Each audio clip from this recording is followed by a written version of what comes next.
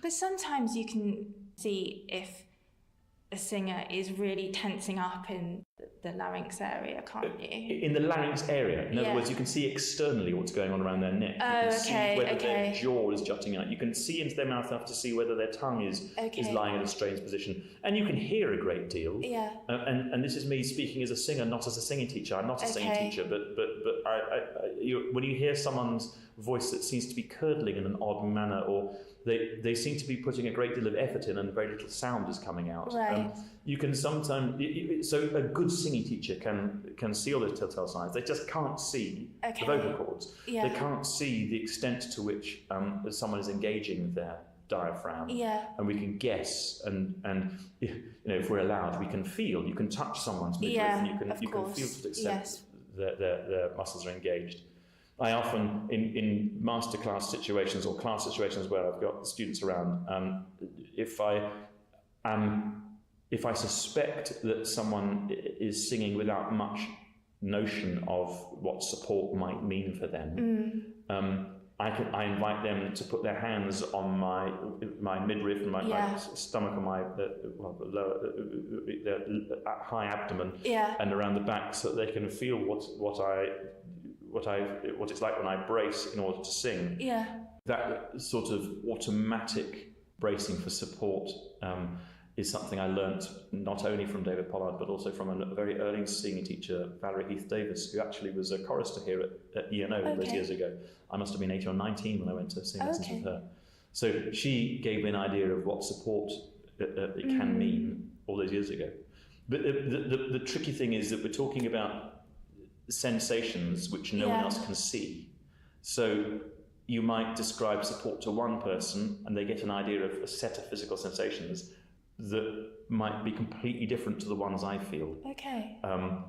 We've all got to do a little bit of guessing in this area, and so it is with singing teaching. Generally speaking, you sort of say to one, try this, try that, open your mouth, lower your larynx and things like that, and the person might nod and smile and do certain things, and it might sound superficially better, but they might be doing all sorts of random things at the back of their mouth, and it's all about using language to try and describe sensations that are peculiar to each individual.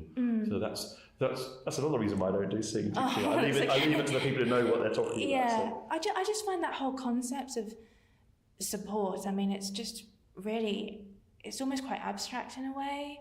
And I mean, do you talk about it in abstract terms? Do you talk about it in terms of very specific mechanisms? Okay, now do this and then do this, or is it a combination of both? Or? No, I tend to talk about it in abstract terms because I'm very confident. Some people though find it quite difficult to think about it in that way. Yes, because precisely that reason that it's their physical sensation. Yeah. So they might look at a singing teacher who says, "Look, support like this," and very little visibly goes on. Yeah.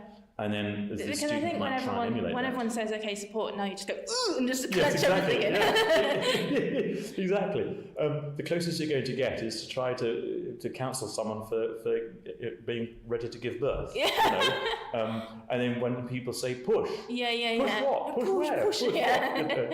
So I'm fairly certain it means different things to different people, and I feel I know what it means for myself.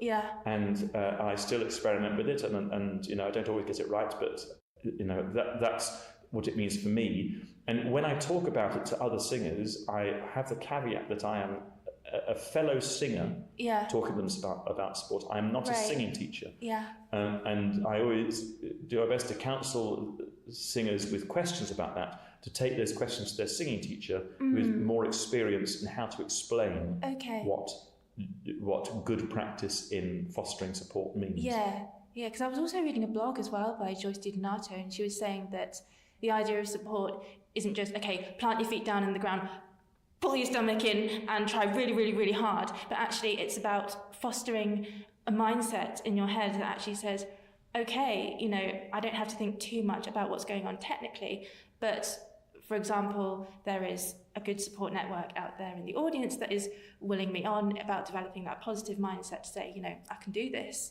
So I guess the two kind of go hand in hand. Well, that's a different reading of the word support. Added to that support of people in the room. I talk in class situations a lot about what performers can get from their audience. But also there is the feeling that, if you remember the hovercraft, that there's a great deal of effort and physical strength going on down below, but the craft right on the top is on a cushion. Okay. And things are easy on that cushion. Yeah. So that, I think, is a notion of an abstract notion of support. It's just that all the power and effort is taken away from the more fragile vocal cords. Okay. You kind of hover above that in some way and make it as easy as possible.